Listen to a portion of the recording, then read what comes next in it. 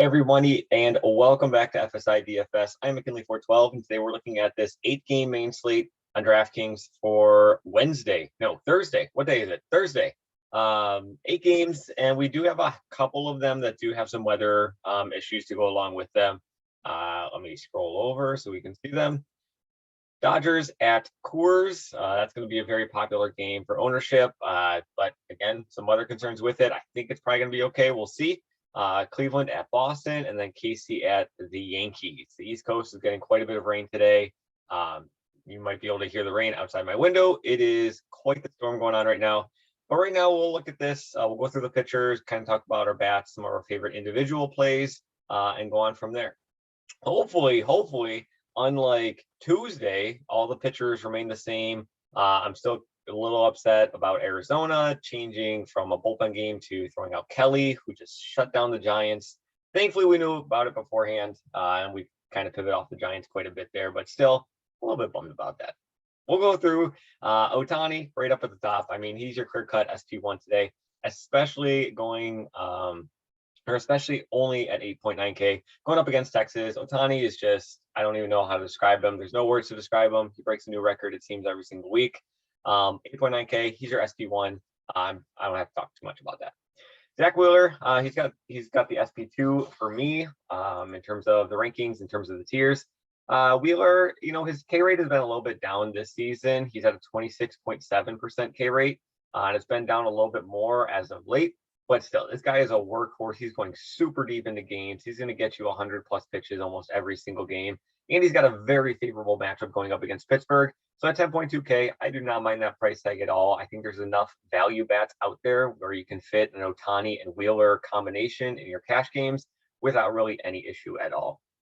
McKenzie, I got ranked third. McKenzie is a big boom or bust kind of guy. He's got one of the highest ceilings, but he also has a very low floor. We've seen some of these high ceiling games lately, 43 against Detroit, 32 against the Yankees. He can get there, but he can also sprinkle those high ceiling games with games where he just really struggles and just can't seem to figure it out. This has kind of gone back to last season with him, big boom bust guy.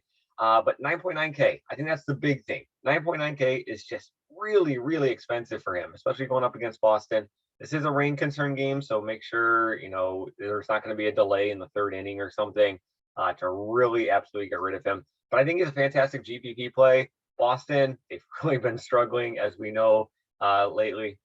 So maybe he can have one of these high ceiling games. But again, 9.9K is just a little bit too high for him. So GPP only for me. Rounding out this top tier, I put a fade on Anderson over here. Anderson is a fade for me. This Coors Field game is a fade for me. Dodgers, Rockies. Oh man, I'm totally blanking there. Dodgers, Rockies, both solid offenses, especially at Coors. Weak pitcher in Urania. Anderson, I just don't think he's worth the price tag. Rain concerns, all of that. I'm not touching it. So to finish up on this top tier, I do have Gilbert. He just kind of rounds things out. Going up against Houston, tough matchup. That's pretty much it, So yeah. Going into the mid tier, Alex Wood, he's your clear cut number one. Going up against the Cubs. The Cubs, they do strike out quite a bit. They're really, really struggling as of late. So Wood, he can go out there. He can put up a nice floor game for you. So if you can't get all the way up to Wheeler in cash, I mean, if you do want that extra 700 for cash for your bats, pivoting down to Alec Wood is like an SP2. I mean, I've seen worse decisions made in DFS for sure. So I mean, he's got a solid strikeout rate. Like I said, Chicago, they do strike out quite a bit. So you do want to go with Alex Wood down there. I don't mind it down there. Below Wood, I got Talon going up against KC. Again, this is another rain concern game, so please pay attention to the radar for first pitch to make sure that it's not going to delay in the third or fourth inning and they completely ruin his start. Urquidy third, and then Kikuchi and Singer I have fourth. Singer, you could argue, could go up a little bit higher. Believe it or not, he's actually got the fourth highest strikeout rate on the entire slate. And it's really ballooned over these past couple of games. Last start was fantastic for him, which was also fantastic for us because we had Singer as our top rated pitcher in the mid-tier during this game. So we were all over him. We got him at like 4% ownership. It was lovely. But still, he's got a brutal matchup going up against the Yankees. But again, he can strike out quite a few batters here. So maybe at 8K, if he can get you 20 DK points, do I think that's probable? Not really going up against this offense, but it's definitely there. So if you want to put Singer up a little bit just because of his upside and the ceiling that he can have, I wouldn't mind it. Kikuchi's coming off the IL, but I guess in rehab starts, he was going 5 innings, 70, 80 pitches. So there's not too much of a limit on him, but even still, it's more so he's going up against Detroit. That's really the big thing. But Detroit can do pretty well against left-handed pitching. So I'm kind of down low on Kikuchi, and if Detroit they can do some damage to him, sure, go for it. Put in a Detroit stack for you. And then in this lower tier, Crawford and Steele are kind of the only guys that I would be touching. Cutter Crawford, I think he's actually had a pretty decent-ish season, all things considered. I think he's been a pretty decent-ish pitcher, especially facing up against that American League East all the time. But Crawford, he's got 26% K rate on the season, which is actually the third highest on the entire slate. So maybe he can get some strikeouts on these Cleveland bats. Cheap Cleveland bats, by the way. We'll talk about that later. But maybe he can get some stuff on these Cleveland bats at 6.1K. I mean, we're only looking for 15 DK points to pay off his salary. I try to look for that 2.5K mark. So if he can get you 15 DK points, which is entirely possible with a 4, 5, 6 strikeout game, I don't mind him down here. Am I going there in cash? No. This is more GPP, if anything. And then Steele below him for the Cubs going up against San Francisco. Same kind of thing. He's going to go deep into games. He can get strikeouts here and there. He does have a little bit of a high walk rate, which is kind of concerning. But yeah, those are the only two I would stick in the cheap tier. Completely fading Alexander, completely fading Urania and Anderson. And I just don't have any interest in Thompson or Howard.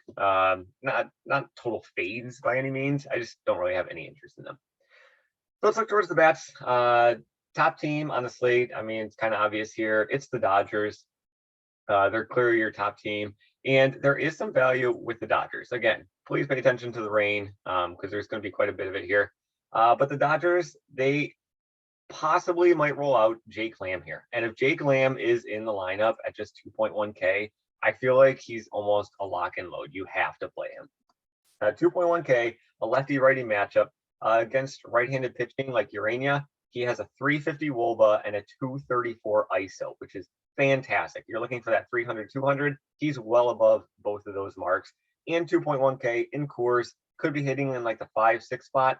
Jake Lamb, if he's in, I think you just kind of have to play him as really opening up your salary.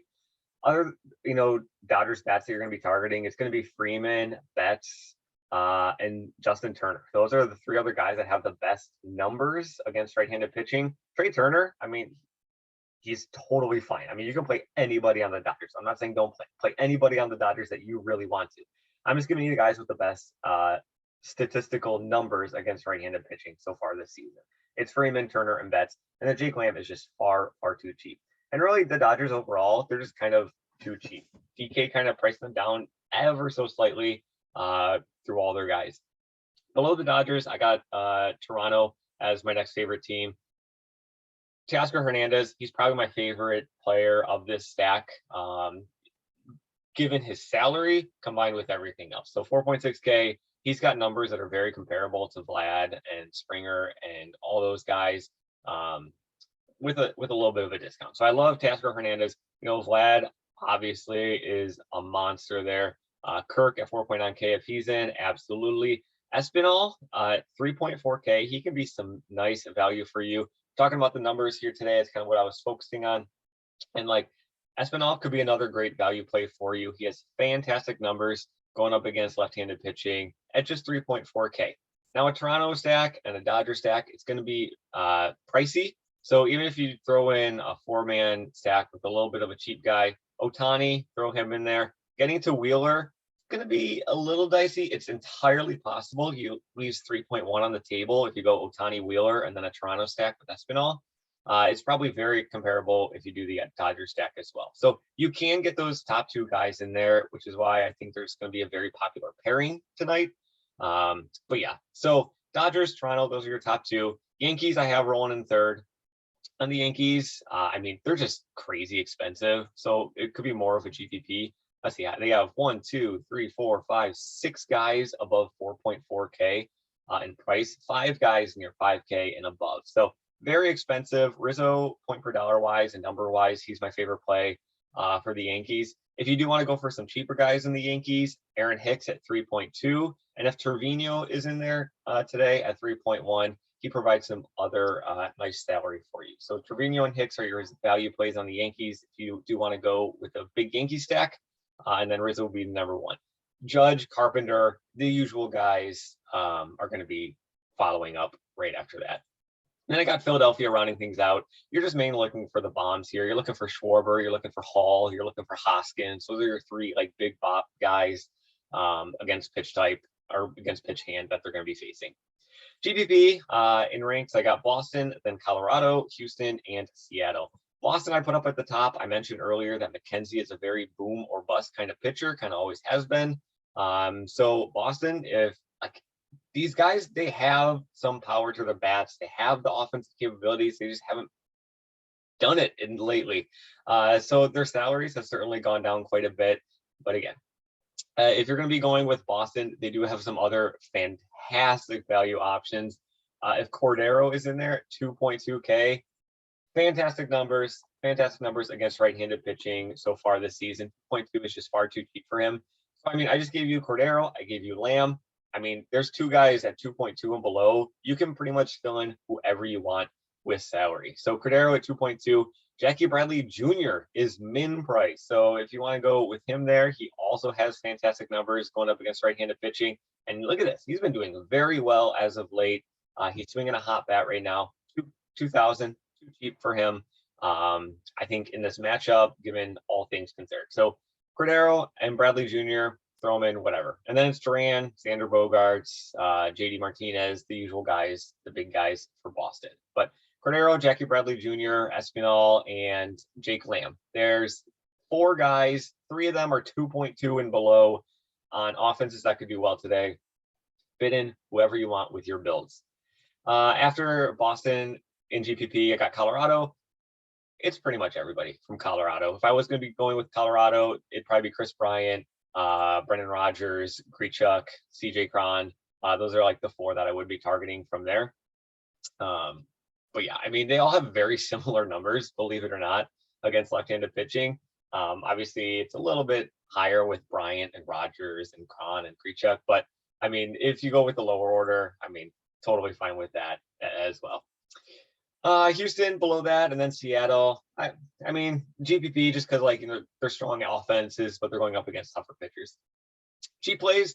Favorite cheap play is going to be Cleveland going up against Boston, going up against Cutter Crawford.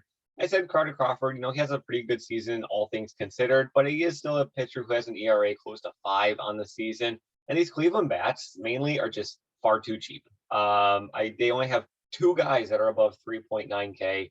They only have 5 guys above 3.3K. So a lot of dirt cheap options in here. Some more dirt cheap options to give you. Nolan Jones at 2.6K. Naylor, where's he at? 3.8K. Naylor has just insane numbers, ISO, WOBA, all that. His WOBA is like 380 against right-handed pitching this season. His ISO is around 270. So he's way above that 300, 200 mark that we're kind of looking for. So Naylor, some fantastic value there. If you want to go with him, if you want to go with Cleveland stack, Kwan for sure, Andres Jimenez, absolutely. And then J-Ram, Rosario. I mean, obviously you can put those guys in as well. But I do think Cleveland can make for a great kind of pivot. They could also be a nice GPP. They could also be a nice top stack, but they're just super cheap. That's why we love them. Angels, as always, dirt cheap. Once again, Giants are super cheap. Detroit, I have Detroit on the bottom here, but frankly, I might want to put Detroit up even a little higher. I might even put Detroit like below Colorado as like my 3rd favorite GPP play.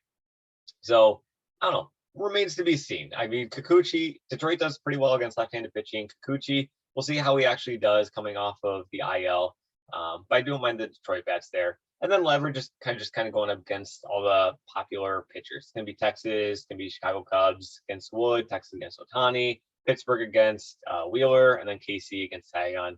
But I'm not too interested in Talon too much, all things considered. So that kind of covers everything. I gave you a whole bunch of value plays that could be possible. Jake Lamb, 2.1K for the Dodgers, middle of the order, and Coors, fantastic. Naylor, 3.8K, fantastic. Frenchie Cordero, fantastic numbers for Boston, 2.2K. Jackie Bradley Jr., min price, 2K, also great numbers for Boston. So the value is definitely out there. There's not going to be any issues with salary, I don't think, today. And there's a lot of teams that you could definitely target. So good luck in your contest. Please check the rain, check the radar. We do have almost half of these games with some rain concerns to go along with them. It's a rainy day, but enjoy your day.